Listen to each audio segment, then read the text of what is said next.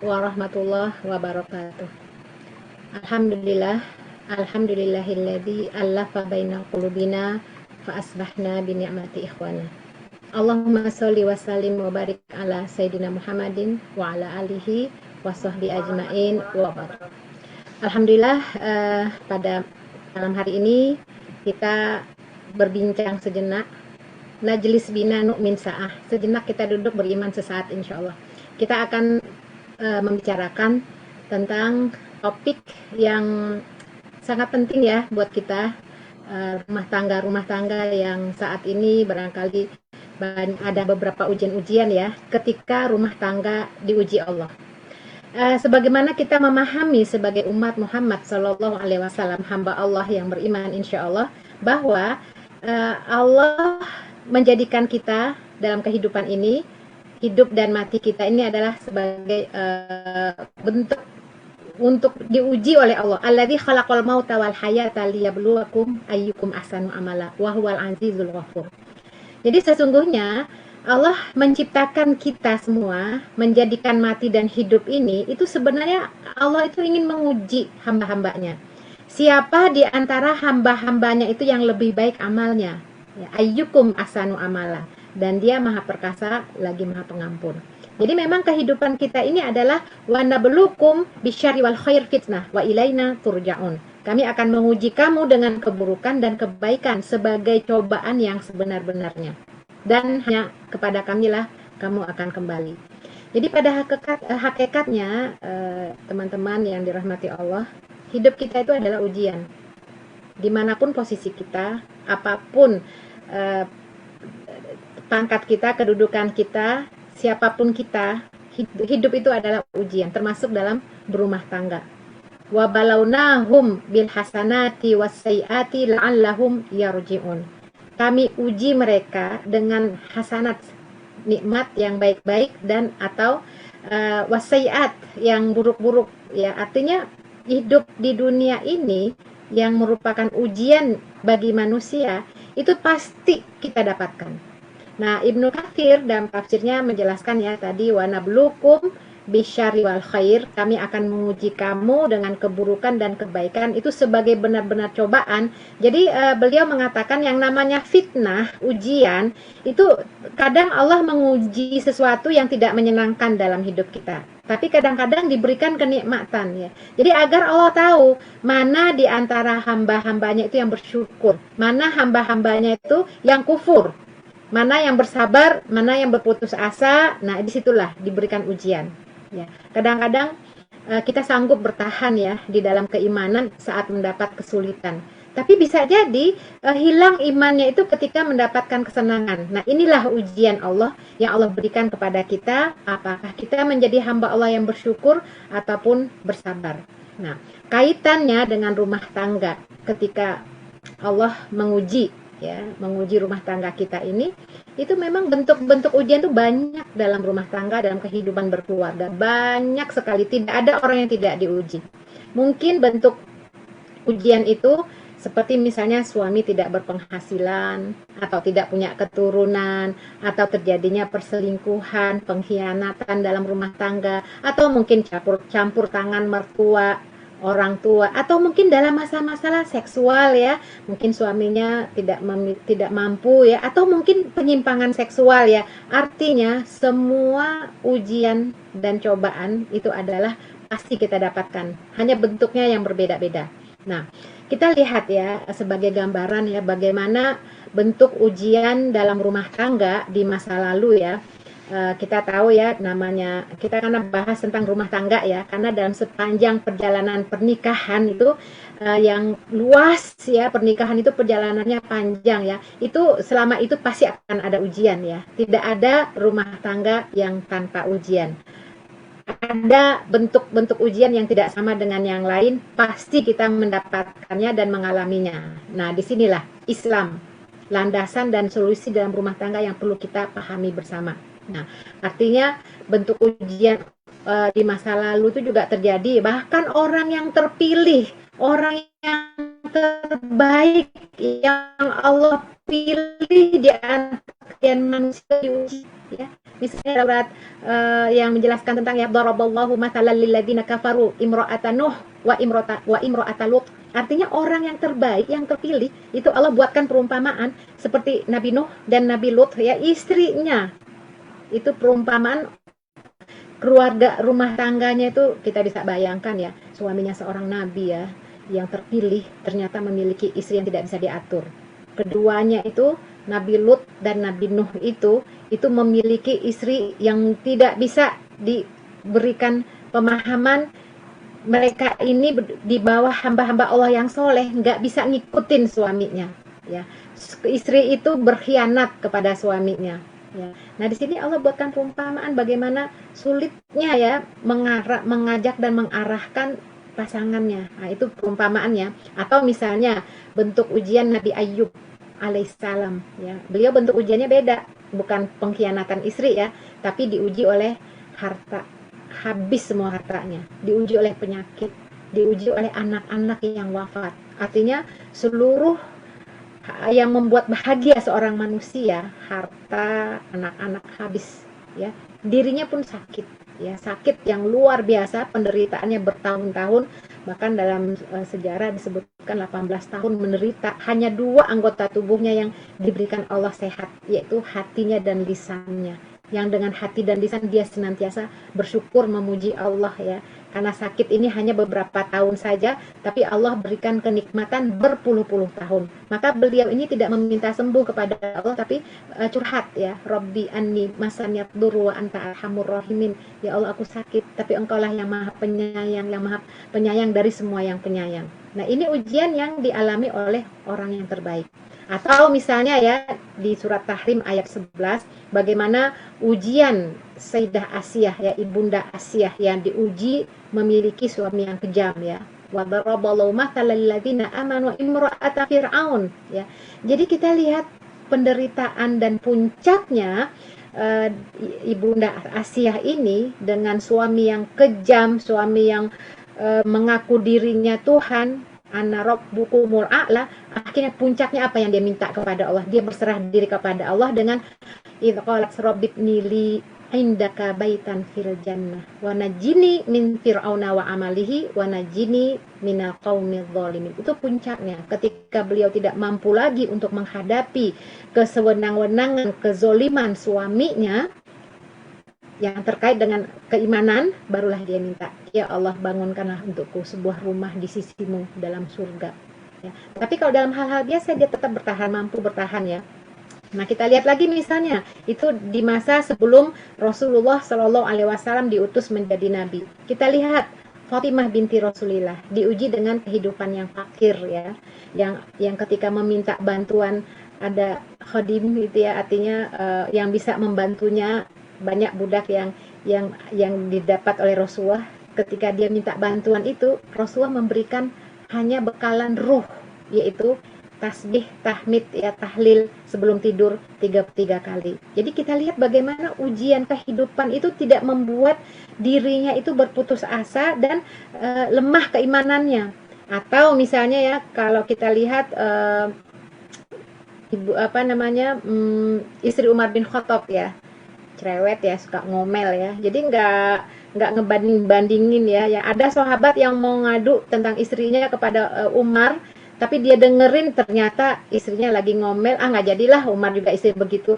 Artinya hal-hal ini tidak membuat rumah tangga mereka berantakan, ya. Sabar di situ, ya. Nah, inilah kita lihat bagaimana ujian dalam rumah tangga dari dulu, sekarang, dan yang akan datang itu pasti akan kita dapati, hanya bentuknya yang berbeda-beda. Nah, oleh karena itu Islam sebagai solusi yang mesti kita jadikan pegangan dalam setiap kehidupan kita, termasuk dalam kehidupan berumah tangga. Solusinya itu harus kembali kepada Islam. Maka ada beberapa kiat mengatasi permasalahan dalam rumah tangga ketika Allah menguji keluarga kita. Pertama, kembalikan seluruh masalah pada aturan Allah dan Rasulnya. Semua sudah diatur oleh Allah. Kehidupan berumah tangga, apa hak dan kewajiban masing-masing suami istri, apa yang dilakukan oleh suami merupakan kewajibannya dan apa yang hak yang harus diberikan kepada istrinya, ini semua kembali kepada aturan Allah. Manakala aturan Allah tidak dilaksanakan, diabaikan, dapat dipastikan ada masalah dalam rumah tangganya, dan tentu saja banyak hal yang akan terjadi ya ketika semua masalah dan aturan tidak mengikuti petunjuk Allah dan Rasulnya. Banyak sekali, makanya menikah itu butuh ilmu. Kita lihat betapa banyak ya rumah tangga karena emosi sesaat akhirnya terjadilah perceraian ya, ketika mengeluhkan suaminya dan istri tidak tahan, terjadilah pertengkaran yang hebat. Nah, ini kita lihat bagaimana pemecahannya itu kalau tidak kembali kepada Islam akan berantakan keluarganya. Jadi sebenarnya perceraian itu bukan solusi. Bisa saja perceraian itu terjadi itu untuk lari dari masalah, akan membuat masalah baru ya. Banyak masalah-masalah muncul setelah bercerai. Ya misalnya anak ya, kasih sayangnya, perhatiannya, banyak hal ya. Dan tentu saja ketika mereka sama-sama sepakat dari awal memiliki komitmen dalam berumah tangga, insya Allah bisa dihindari, bisa diatasi. Ya, jadi komitmen ini penting. Betapa banyak pernikahan yang rusak karena apa? Karena mereka tidak memiliki komitmen. Ya, jadi pernikahan itu akan berkah jika komitmen itu diperkuat. Ya, jadi kalau hanya modal cinta saja itu tidak cukup. Ya, modal cinta ada aturan, ada arahan ya. Kalau cinta itu kan wilayahnya kan wilayah rasa ya. Kalau komitmen itu kan logika. Jadi mestinya masing-masing pihak suami istri akan berpikir ya, mau dibawa kemana nih rumah tangga ini. Apakah karena terpikat dengan orang luar kemudian menjadikan korban rumah tangga ini istri dan anak-anak, atau suami dan anak-anak? Karena kalau yang namanya selingkuh tuh nggak hanya suami, istri juga ada juga yang selingkuh. Nah, disinilah penting ya. Pertama tadi adalah kembalikan seluruh masalah pada aturan Allah dan Rasulnya. Kita harus mau tunduk kepada ajaran Islam. Apa yang menjadi kewajiban suami, apa yang menjadi kewajiban istri atau kewajiban bersama. Jadi sepakat, komitmen dengan itu ya. Kemudian yang kedua, dalam mengatasi ujian dalam rumah tangga ini, ketika Allah menguji rumah tangga ini, dahulukan menunaikan kewajiban daripada menuntut hak. Kenapa? Karena kita nanti akan kembali kepada Allah, itu akan mempertanggungjawabkan apa yang telah kita kerjakan, bukan apa orang yang lakukan kepada kita. Ketika misalnya seorang istri merasa suaminya telah menzoliminya, atau sebaliknya, suami merasa istri telah menzoliminya, nanti di yaumil akhir kita akan bertanggung jawab terhadap apa yang telah kita lakukan, apa yang telah menjadi kewajiban kita. Kan kulukum ro'in, setiap kalian itu adalah ro'in ya, dan akan bertanggung jawab terhadap apa yang dia pimpin ya. Jadi artinya di sini dahulukan menunaikan kewajiban daripada menuntut hak ya, karena kita nanti akan berhadapan dengan Allah dan Allah akan tanya apa yang telah kita lakukan ya. Itu yang kedua. Kemudian yang ketiga, paling tidak untuk ketika terjadi ujian dalam rumah tangga ini, jaga kesulitan suami istri. Kalau itu ujian-ujian terjadi di luar hubungan suami istri, solid menghadap bagaimana dengan mertua, orang tua, karena bentuk ujian itu macam-macam di rumah tangga. Maka kesulitan suami istri ini mesti dijaga ya. Dan bicarakan, komunikasi ya, bicarakan dalam kondisi yang tepat ya. Komunikasi itu penting ya.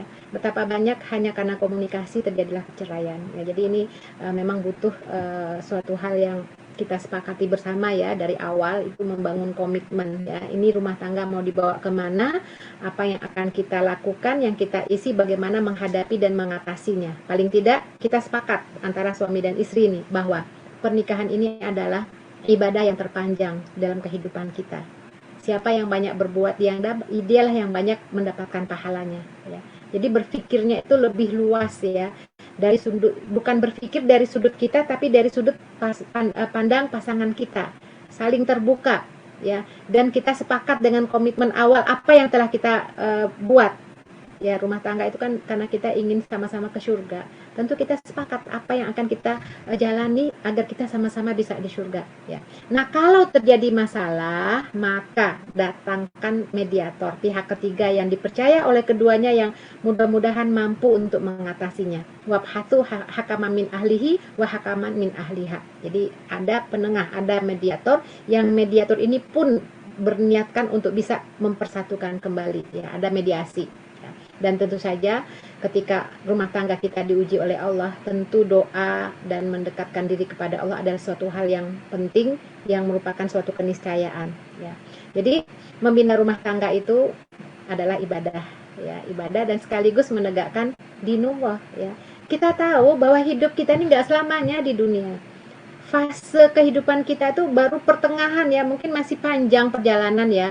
Setelah kita melewati alam ruh, telah melewati alam janin, sekarang kita berada di alam dunia, kita belum ke alam barzah, kita belum merasakan bagaimana hari kiamat, kita belum dihisab oleh Allah untuk menentukan di mana tempat kita terakhir, apakah surga atau neraka. Perjalanan masih panjang. Maka inilah dunia ini, masing-masing suami istri bersepakat bagaimana kita bersama-sama bisa bergandengan tangan menuju surganya. Maka benar ya, baiti jannati, rumahku surgaku ya. Jadi itulah sebabnya kita dalam rumah tangga ini, ketika Allah mengujinya, kita perlu sama-sama sebelum ya, arti dari awal kita melangkah, luruskan niat pernikahan. Apa tujuan pernikahan kita? Apakah untuk ibadah atau tidak ya? Ya, jadi ini penting banget ya, memupuk rasa syukur, rasa sabar ya. Bagaimana ketika terjadi permasalahan, dua hal ini, syukur dan sabar ini harus bergandengan tangan. Syukur dan sabar, saling percaya ya, bekerja sama dalam keadaan suka dan duka ya. Ada muasyarah bil ma'ruf dan seterusnya. Nah, ini kalau memang dari awal sudah sepakat, sudah membuat komitmen ya. Sekarang yang jadi masalah adalah ketika dari awal belum ada komitmen ya, karena memang pernikahan yang terjadi saat ini terkadang karena cinta kemudian menikah, nggak ada niat ibadah sama sekali. Kebanyakan kasus-kasus yang terjadi dalam rumah tangga kita itu dimulai dengan niat yang mungkin ada niat atau tidak ada niat, tergantung ya awal proses mereka bertemu. Mungkin ditemukan karena cinta, ditemukan karena dijodohkan, ditemukan karena daripada nggak nikah, udahlah nikah saja atau apa ya. Makanya perlu dari awal kita sepakat bahwa pernikahan ini diniatkan karena Allah. Nah, ketika itu barulah kita bisa saling memahami ya, apa hak dan kewajiban masing-masing dari suami tersebut. Dan tidak berpikir hitam putih. Hitam putih ini kan kalau dalam fikih itu kan apa kewajiban suami, apa kewajiban istri. Akhirnya kalau kamu tidak melakukan kewajiban kamu akan, nah tidak begitu. Ya, artinya di sini ketika kita melihat pasangan kita tidak mampu misalnya menunaikan kewajibannya, nah pihak istri lah yang karena tidak hitam putih memberikan solusi ya, misalnya dalam hal nafkah ya, bisa dibantu oleh istri, saling bekerja sama ya. Dan sinilah perlu kita pahami bersama. Nah, ini ada nasihat Umar bin Khattab ya radhiyallahu anhu kepada sahabat yang pengen menceraikan istrinya karena udah nggak cinta lagi gitu ya. Ya biasalah karena udah nggak cinta lagi. Apa kata Umar? Jika kamu kehilangan satu cinta yaitu al-mawaddah ya, kamu masih punya dua hal yang lain yaitu ar-rahmah dan mas'uliyah. Ya. Jangan semau-maunya, jangan semenang-menangnya, jangan pikirkan ya bahwa ini memang cinta sudah tidak ada, tapi masih ada yang lain. Kasih sayang, bukankah dengan istri ini ada anak buah hati yang telah lahir? Ya, jadi tidak seperti yang selama ini terjadi ya, menikahi janda, menjandakan istri. Itu na'udzubillah min zalik ya, barangkali sudah terjadi kebocoran dalam komitmen itu ya, tidak lagi ya, banyak syaitan itu memang itu memang betul, syaitan itu menggoda manusia itu luar biasa karena memang kita tahu syaitan itu visioner ya, maksudnya bagaimana manusia ini bisa bersama-sama dengannya di neraka. Nah, mulailah dicoba digoda apapun, dan memutuskan hubungan pernikahan ini adalah suatu bentuk kesuksesan yang luar biasa bagi syaitan ya, bahkan mendapatkan reward ya, karena itu yang dia inginkan, yang mereka inginkan. Bagaimana ikatan yang kokoh ini, mitsaqon ghalidho ini yang betul-betul kuat erat ya, betul-betul disaksikan oleh Allah dan malaikat, itu bisa putus. Itulah yang diinginkan oleh syaitan dengan berbagai cara, diantaranya dengan tazyin, memperindah, memperbagus ya, membuat orang-orang itu lupa ya ketika melihat perempuan lain atau laki-laki lain itu beda sekali dengan pasangan di rumah. Nah, disitulah mulai syaitan masuk dengan tazyin, dibuat suatu hal yang indah, mulailah perselingkuhan terjadi dengan chatting dan segala macamnya ya, dengan berjalan bersama dan segala macam, dianggap indah hidupnya, padahal ini adalah tipu daya syaitan. Nah, itulah sebabnya dalam rumah tangga ini, kalau kita melihat kembali kepada tujuan berumah tangga, dan rumah tangga ini adalah bagian dari ibadah yang selalu pasti akan diuji oleh Allah, maka kita menginginkan keluarga yang harmonis, bahagia, sakinah, mawadah, warahmah. Kita itu inginkan itu. Nah, sebenarnya bukan berarti keluarga yang kita inginkan, keluarga yang harmonis, bahagia, sakinah, mawadah, warahmah itu adalah keluarga yang tidak diuji Allah. Semua keluarga pasti diuji oleh Allah. Tidak ada rumah tangga yang tidak diuji Allah. Tapi kita inginkan harmonis, bahagia, sakinah, mawadah, warahmah. Itu sebenarnya kita tahu bahwa tidak ada rumah tangga yang tidak punya konflik.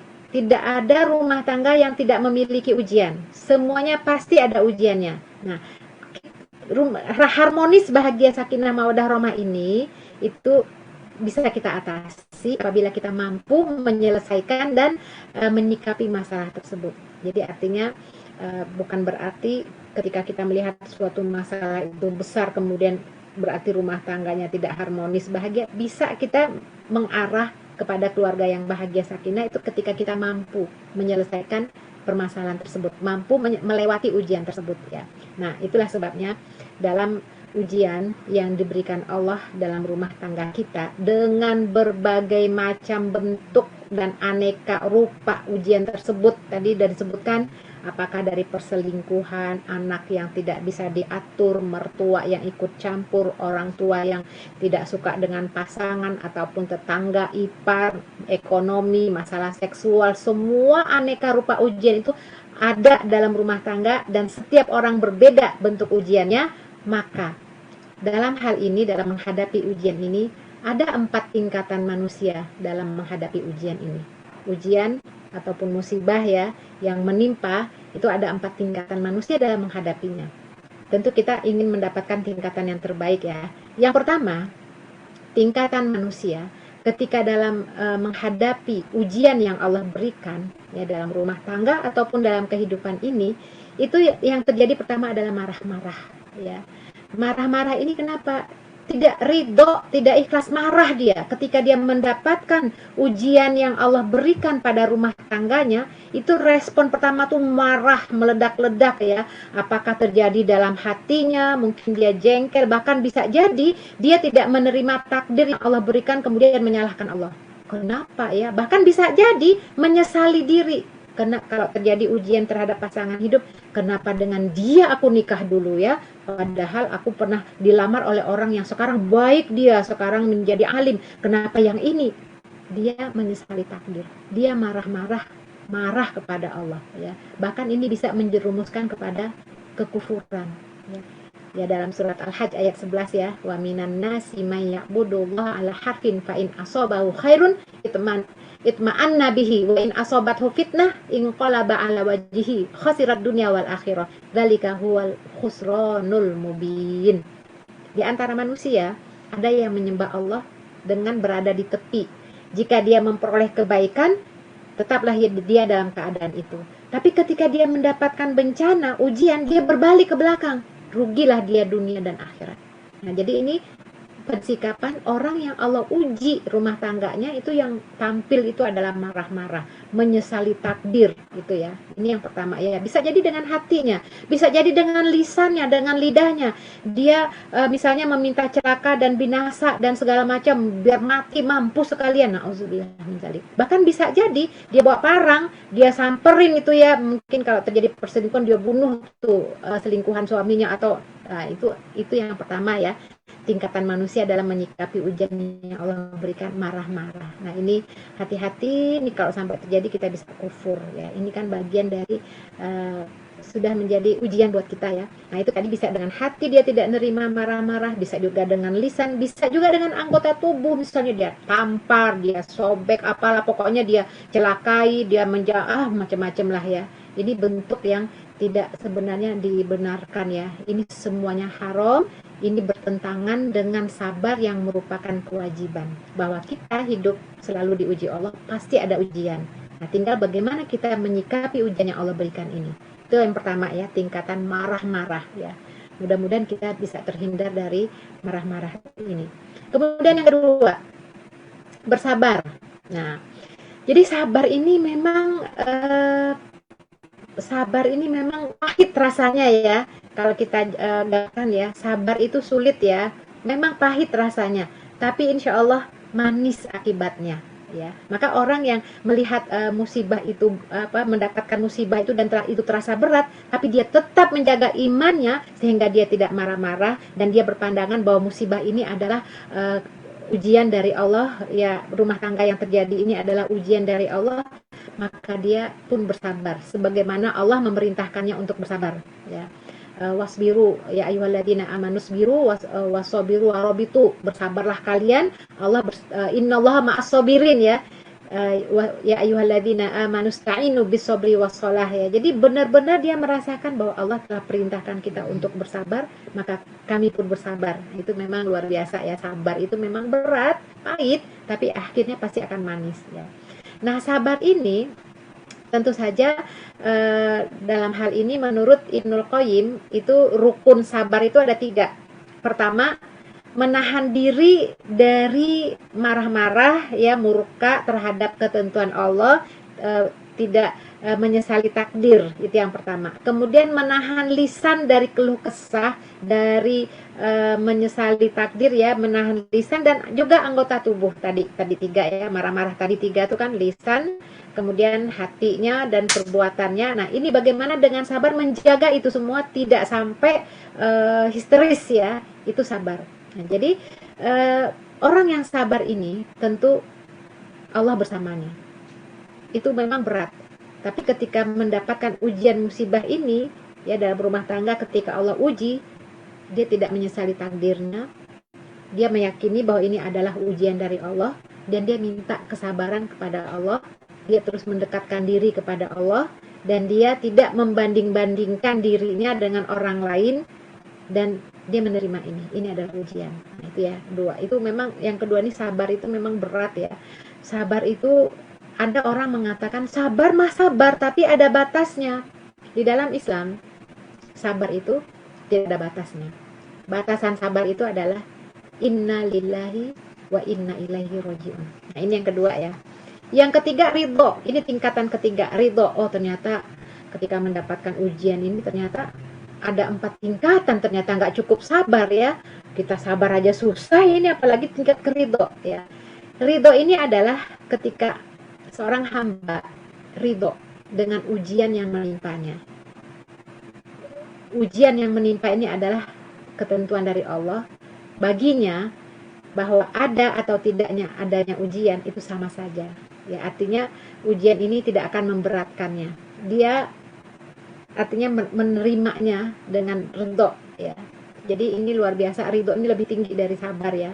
Ridho, makanya ketika kita disunahkan membaca wirid pagi dan petang, raditu billahi robba, aku ridho Rob sebagai Tuhanku, raditu billahi robba, aku ridho terhadap Allah sebagai Robku, sebagai Tuhanku. Artinya apapun ujian yang Allah berikan dia ridho, dia terima. Barangkali ada hikmah di balik ini. Barangkali Allah ingin menguji sejauh mana tingkat keimanan. Dia ridho. Apapun yang Allah takdirkan kepada dirinya, dia tidak menyesali takdir. Dia tidak menyesali nasibnya. Dia berusaha untuk bangkit. Dia berusaha mencari solusi yang terbaik. Ridho. Dia tidak menyalahkan siapapun. Inilah ketentuannya. Inilah takdirnya. Dia ridho. Nah, ini tingkatan ketiga. Padahal sabar aja udah berat ya. Apalagi ridho.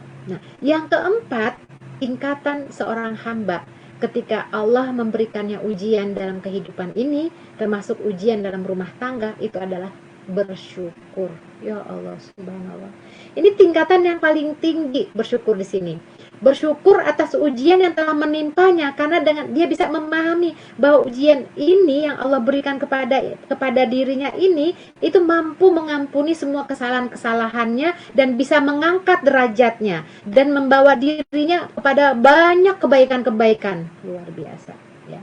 Maka dalam sebuah ayat ya, itu ma yusibul muslim, dalam sebuah hadis ya, Rasulullah bersabda, ma yusibul muslim min nasab wala wasab wala hammin wala husnin wala adha wala ghammin hatta syaukati yushakuha illa kafarallahu biha min khotoyah. Tidak ada satu musibah yang menimpa seorang muslim kecuali dengannya Allah mengampuni dosa-dosanya sampai sebuah duri pun menusuknya. Jadi artinya ujian, bala, kekecewaan, musibah, ketidaknyamanan itu bisa diubah menjadi sebuah kenyamanan jika suasana batin itu aktif dalam hati seseorang ya, seorang mukmin. Musibah dan penderitaan ini yang memang mengecewakan, menyakitkan, bahkan memalukan, tapi ketika dia mampu menghayatinya dan berhasil menjadikan ini suatu kenikmatan ya, pahala akan berlipat ya, itu dia syukuri. Alhamdulillah Allah memberikan ujian ini supaya aku lebih dekat kepadanya dan seterusnya ya. Jadi artinya dengan adanya ujian ini dia bersyukur kepada Allah ya, bahwa dia akan diampuni dosanya, dia akan mendapatkan pahala yang berlipat, dia akan dekat posisinya dengan Allah ya. Dia rasa penderitaan, rasa sakit, kecewa, malu, menderita, bahkan kadang-kadang tertekan ya psikologisnya. Nah ini dengan adanya musibah ini, adanya ujian ini bisa dikompromikan. Musibah ini, ujian ini menjadi batu loncatan untuk lebih tinggi lagi posisinya, kedudukannya ya. Artinya ketika terjadi ujian ini, dia mampu bangkit, dia mampu mengatasi seluruh ujian ini, dia berhasil keluar dari penderitaan ini, dia mensyukuri karena dengan adanya ujian ini dia semakin dekat dengan Allah ya, dan dia rasakan bagaimana Allah sangat mencintainya. Bukankah Allah memberikan ujian kepada manusia itu karena cintanya kepada manusia itu. Jadi inilah bentuk tingkatan manusia hamba Allah ketika diberikan ujian, dia mensyukurinya. Dan itu sangat berat. Ya paling tidak bagi kita sabar aja udah cukup. Daripada kita marah kemudian Allah murka kepada kita, sudah kita diberikan ujian yang berat, barangkali anak kita meninggal atau suami selingkuh atau apa ya, kehilangan harta atau apapun bentuk ujian ya yang terjadi ketika kita marah-marah, rugi. Kita sudah menderita, kita sudah mendapatkan pukulan yang keras dalam kehidupan ini yang sangat menyakitkan, Allah pun marah terhadap kita. Minimal sabar. Ya, bersabar ini tingkatan yang terendah. Yang tertinggi adalah mensyukuri, dan ini memang sangat sulit ya. Mudah-mudahan dalam pembahasan ringkas ini, ketika rumah tangga diuji Allah, kita kembali kepada Allah. Kita kembali kepada Allah yang telah memberikan kita ujian, dan hidup ini adalah sebagai ujian untuk bekal nanti kita kembali kepadanya. Bukankah kita hidup sementara di dunia ini? Kita sedang menunggu kapan kita akan dipanggil Allah, kapan kita akan kembali kepada Allah dalam keadaan dirahmatinya, dalam keadaan diridhoinya. Bukankah ketika Allah memberikan kita ujian, ketika Allah memberikan kita cobaan, bukankah terakhir Allah tutup ayatnya, wa balawnahum bil hasanati was sayyiati la'allahum yarji'un. Kami beri mereka ujian cobaan, baik itu ujian dan cobaan yang nikmat, yang baik-baik, yang menyenangkan, ataupun ujian yang bersifat hal-hal yang buruk, yang tidak disukai, la'allahum yarji'un, supaya mereka kembali kepada Allah, agar mereka itu memahami insaf bahwa kita ini sementara di dunia ini dan kita akan kembali kepada Allah. Ketika Allah berikan ujian ini langsung bangun kita kembali kepada keimanan kita, bahwa kita ini adalah bekal kita, ini adalah sebaik-baik bekal, karena orang yang bersabar itu innallaha ma'as sabirin. Maka kita kembali kepada Allah, la'allahum yarji'un, supaya kita kembali kepada Allah, kita dalam keadaan keimanan, dalam keadaan meyakini bahwa ini adalah ujian yang sementara. Apakah ujian ini yang menyenangkan ataupun ujian yang tidak menyenangkan, kita akan kembali kepadanya. Maka kita bersyukur dan bersabar apapun yang telah Allah berikan kepada kita. Kita beriman kepada takdirnya. Barangkali begitu kita tanya jawab ya.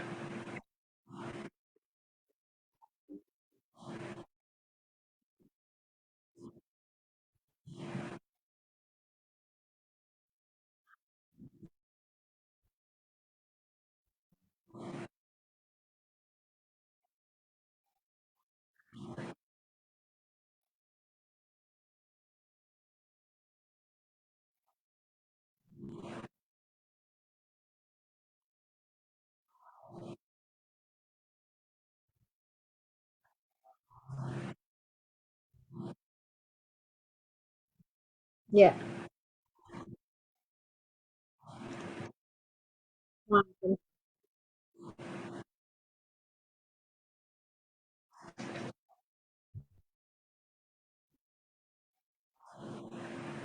Kecurigaannya gimana?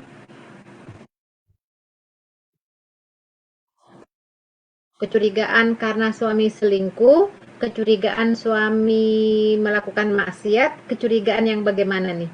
Oke, kalau yang terkait dengan kecurigaan, begini, kita sebagai istri, ya, ketika melihat sesuatu yang mencurigakan terhadap suami, coba kita perhatikan, apakah ada kewajiban suami yang terkurangi?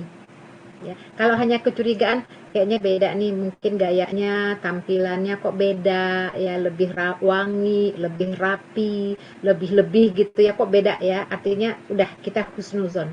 Selama dia masih bertanggung jawab, selama dia masih pulang ke rumah, selama dia masih menunaikan kewajibannya menafkahi, selama dia masih memperhatikan keluarganya, ya, artinya kalau terus dicurigai, ya itu kalau masih dalam hal-hal yang wajar ya, dalam hal-hal yang wajar ya, jangan terlalu dicurigai ya. Nanti kan ada kasus ya, misalnya ketika istri mencurigai suami, akhirnya ditanya terus, dicecar terus, itu akhirnya kamu selingkuh ya gitu ya. Ini lama-lama ketika suaminya memang tidak selingkuh, karena ada kalimat tuduhan dari istrinya, jadi selingkuh lah dia.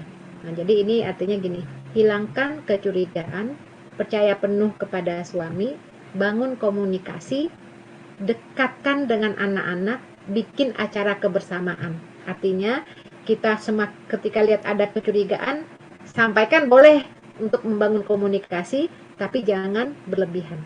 Ya, jadi ini memang masalah-masalah rumah tangga itu banyak sekali terjadi ya, hal-hal yang kembali sebenarnya masalah komunikasi. Ya, seandainya suaminya komunikasi kepada istrinya atau sebaliknya ya, saling memahami, nah mudah-mudahan ini bisa diatasi. Cuma sekali lagi, jangan memberikan porsi curiga yang berlebihan kepada suami. Selama dia masih menunaikan seperti semua ya, seperti semula, hanya ada beda-beda dikit yang mungkin tampilannya, kita berikan perhatian. Kalau terus dicecar, itu tidak menyenangkan untuknya, nanti malah ketika dituduh dia akan melakukan seperti apa, udah sekalian aja dibilang selingkuh. Nah itu ya, jadi husnuzon itu penting kepada pasangan hidup kita ya, sampai memang betul-betul terbukti ya telah terjadi kemaksiatan, tapi tidak boleh mencari-cari kesalahan ya, begitu. Oh ya, saya ingin menyampaikan sedikit aja ya tentang permasalahan rumah tangga ya, di masa lalu ya. Jadi ini menarik nih, bahwa ternyata bentuk ujian dan cobaan dalam rumah tangga tuh macam-macam terjadi. Nah, ini seperti yang diriwayatkan oleh Ibunda Aisyah radhiyallahu anha itu dalam hadis Bukhari ya, tentang 11 orang wanita lagi ngumpul-ngumpul, mereka menceritakan ya tentang suaminya atau rumah tangganya. Tapi di sini mereka tentu tidak menggibahi ya, tidak curhat dalam arti membeberkan aib, tidak. Mereka itu berkumpul bercerita ya sama mereka, dan mereka menceritakan bagaimana kondisi rumah tangganya. Ini 11 perempuan, ternyata ujiannya itu beda-beda ya. Misalnya ada wanita pertama itu dia menceritakan bagaimana suaminya itu akhlaknya buruk ya. Di sini sebenarnya gibah di sini tidak masuk kategori gibah ya, karena tidak dijelaskan siapa namanya. Ini hanya gambaran bagaimana bentuk ujian berumah tangga yang terjadi pada keluarga tersebut ya. Ujian-ujian orang itu kan berbeda-beda ya. Jadi ada yang akhlaknya itu, suaminya itu jelek, sifatnya sombong ya, kemudian pelit ya, kalau istrinya minta tuh susah tidak diberikan. Jadi mereka pakai bahasa kiasan di situ dalam hadis itu ya.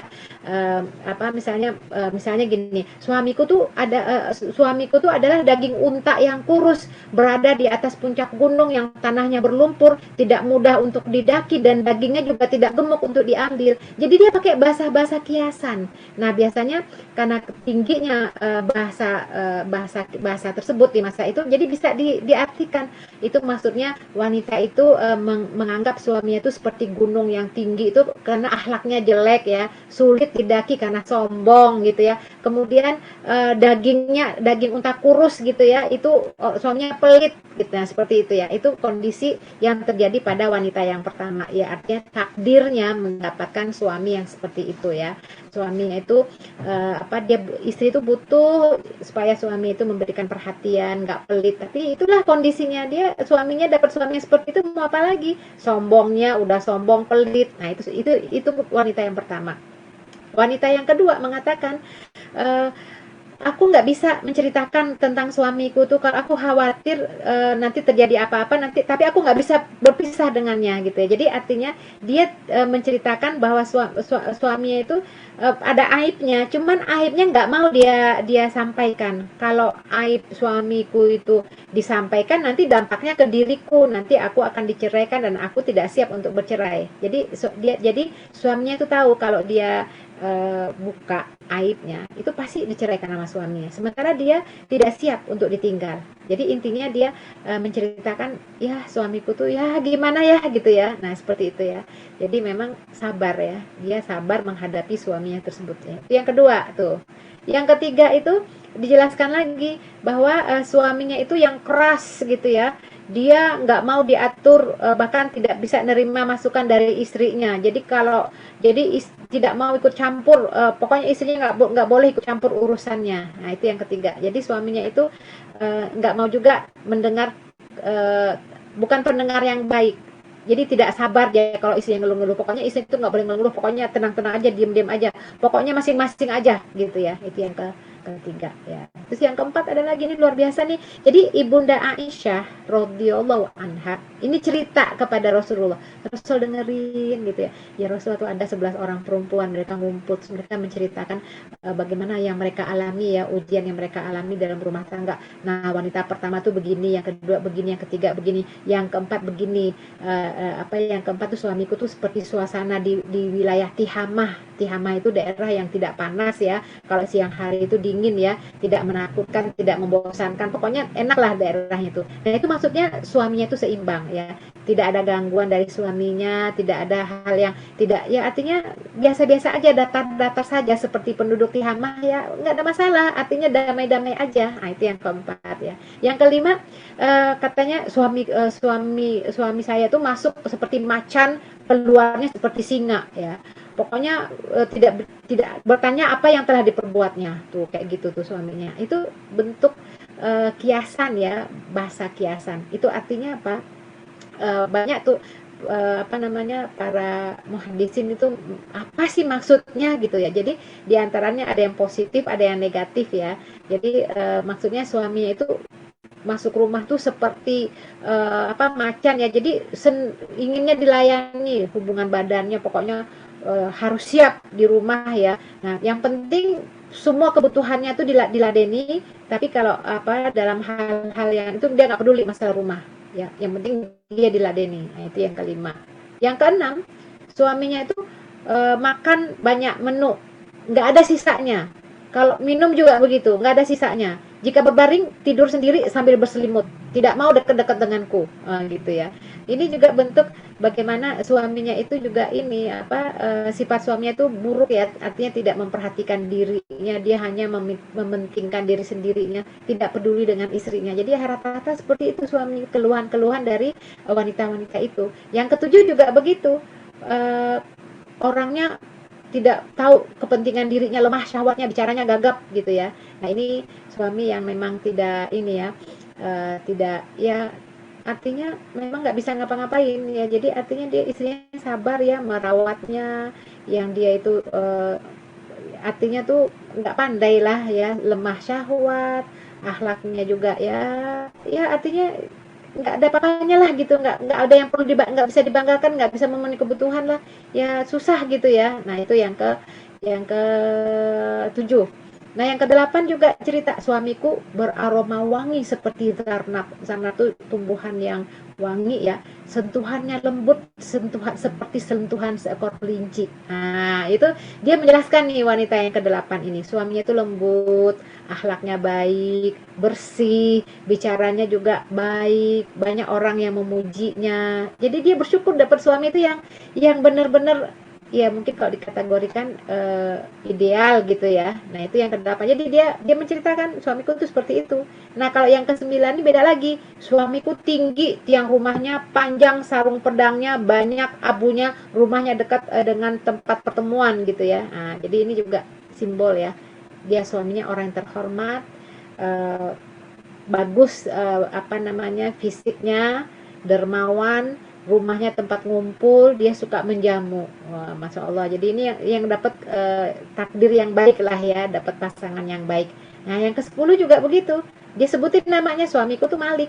Ya, siapa tuh Malik? Malik tuh adalah orang yang eh, banyak orang yang memujinya. Dia punya unta yang banyak kandangnya, tapi sedikit tempat gembalanya. Jadi dia mengkiaskan bagaimana suaminya itu baik orangnya, kemudian dia itu dermawan. Jadi kalau ada tamu datang, dia ladeni, bahkan banyak hewan-hewannya itu belum sempat di apa namanya dibawa ke padang apa namanya untuk menggembala tuh udah keburu dipotong untuk menerima untuk menjamu tamu. Itu suaminya itu begitu. Itu yang ke 10 ya. Nah, kayak yang 11 ini hadis terkenal juga dengan Abu Zaro ya. Abu Zaro ini, tahukah kamu siapa Abu Zaro? Nah, ceritalah wanita yang ke-11 ini bahwa Abu Zaro ini orangnya tuh baik. Saya dari keluarga yang tidak apa, dari lingkungan yang tidak baik, itu dia bawa dia ini. Jadi dari keluarga yang tidak mampu, istrinya ini dibawa. Jadi mulailah dia dari nol ya, istrinya ini dengan suaminya yang kaya. Jadi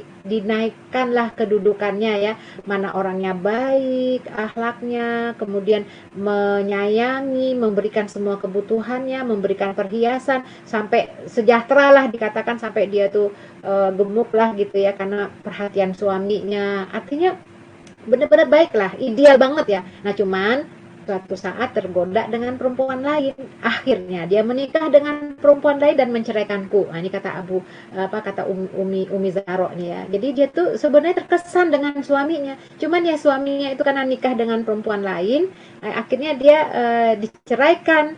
Nah jadi setelah diceraikan ya, mungkin karena dia bersabar, tapi dia tetap cintanya tuh sama Abu Zaro ya. Tapi karena memang diceraikan, ya sudah, dia terima. Nah, kemudian Allah ganti wanita ini menikah dengan laki-laki lain ya. Jadi dia menikah dengan laki-laki lain.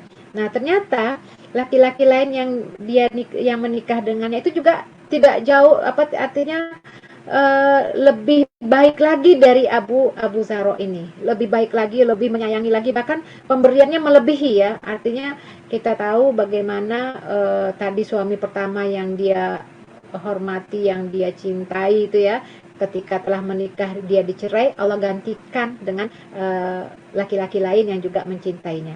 Jadi artinya di sini perceraian itu bukanlah akhir dari kehidupan oleh bagi Ummu Zaro ya. Dia menikah lagi, tadi seperti Abu Zaro juga menikah lagi, diberikan ganti yang lebih baik lagi. Jadi move on istilahnya gitu ya. Nah, apa kata Nabi ya mengomentari cerita Ibunda Aisyah?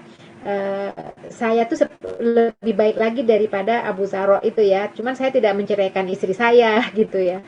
Nah, ini sedikit apa namanya cerita ya, bahwa ternyata bentuk ujian dalam rumah tangga tuh macam-macam dan sudah terjadi sejak dulu. Nah, kita tinggal bagaimana rumah tangga ini. Jangan pernah kita sia-siakan, jangan pernah hanya karena kesalahan yang dilakukan, bisa jadi itu karena mungkin lupa. Ya berikan maaf kalau memang ada kesempatan untuk bertobat bagi suami ya.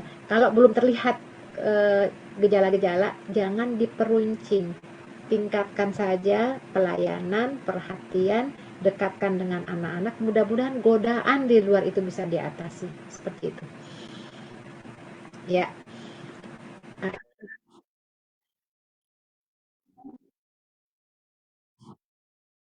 Ya.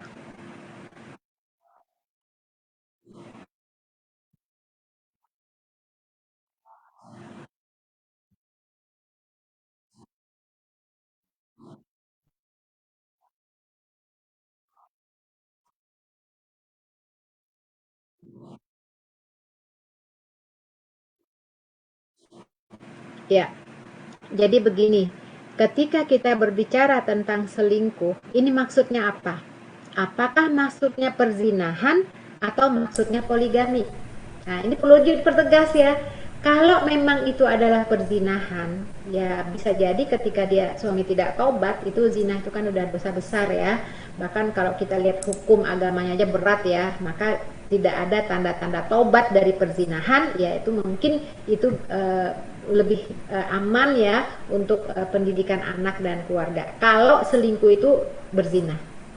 Tapi kalau selingkuh itu poligami, nah ini kita perlu hati-hati dalam memutuskan suatu keinginan kami itu menceraikannya. Ini hati-hati nih. Kita lihat, kita tenangkan pikiran kita coba kita cooling down dulu ya. Apa kita bisa mengevaluasi diri kita nih. Kenapa suami ini sampai menikah lagi? Kenapa dia tidak ikuti langkah-langkah? Kebanyakan memang ya, kadang-kadang nih bagi para suami mohon maaf, kadang-kadang berlindung di balik ini kan sunnah Nabi, poligami kan sunnah Nabi. Itu kadang-kadang berlindung dari situ. Padahal kita tahu ya bahwa poligami itu sama seperti pernikahan di awal pertama kali hukumnya. Apakah wajib atau sunnah atau haram ya, itu dia sama. Pernikahan untuk pertama, pernikahan untuk kedua, ketiga, keempat itu sama. Maka dilihat kalau memang diawali dengan kemaksiatan, jalan berdua, chatting apa segala macam, kemudian itu dimulai dengan syahwat ya, maksudnya berpacaran, berdua-duaan, ini awal langkah aja udah keliru, udah maksiat. Rasulullah tidak ada poligami seperti itu. Kemudian dijadikan alasan ini kan sunnah Nabi. Ini sebenarnya syahwat yang hawa nafsu yang dilapisi oleh atas nama sunnah Nabi. Kalau benar bahwa poligami ingin dilaksanakan, ya mau ajak bersama-sama, diskusikan dengan keluarga besar, dengan anak, istri, karena memang tujuan pernikahan itu adalah untuk tercapainya sakinah, mawadah, warohmah. Untuk tujuan pernikahan yang pertama, kedua, ketiga, keempat sama semuanya. Jangan sampai ada yang jadi korban. Tadi yang saya katakan jangan sampai ada yang menikahi janda menjandakan istri. Ini udah jelas tujuan poligaminya itu tidak sesuai dengan apa yang dicontohkan Rasulullah. Poligami itu dibenarkan, itu masyru', itu disyariatkan. Tapi lihat bagaimana caranya. Tidak didahului dengan kemaksiatan. Nah, jadi ketika ada yang bertanya tadi, ibu yang bertanya, apakah kita salah dalam bentuk sabar itu memilih bercerai? Tunggu dulu Bu, jangan ujung-ujungnya bercerai. Coba kita pikirkan baik-baik ya. Suami tadi saya tidak tahu apakah karena perzinahan atau poligami ya. Nah, kalau terjadi poligami, ayo kita merenung sejenak ya. Adakah kezoliman yang dilakukan oleh suami ketika dia berpoligami?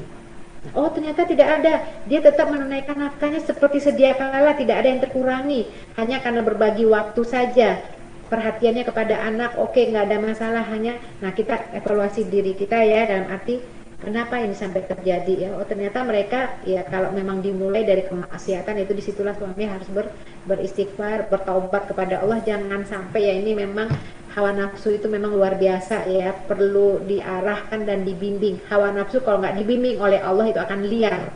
Kita lihat Rasulullah SAW ketika beliau di keluar rumah kan banyak tuh perempuan-perempuan yang banyak menarik lah gitu ya. Rasul tuh segera pulang ke rumahnya, pada saat itu ke rumahnya Zainab binti Jahsh, Sayyidah Zainab binti Jahsh. Dia salurkan hasratnya itu ya, mungkin di luar tertarik dengan perempuan lain, dia salurkan kepada istrinya. Nah setelah keluar itu kelihatan rambutnya basah-basah, apa katanya, kalau kalian di luar tertarik, tergoda dengan perempuan lain, pulang ke rumah ya, artinya lakukan kepada istri kalian, karena apa yang ada pada perempuan itu ada pada istri kalian.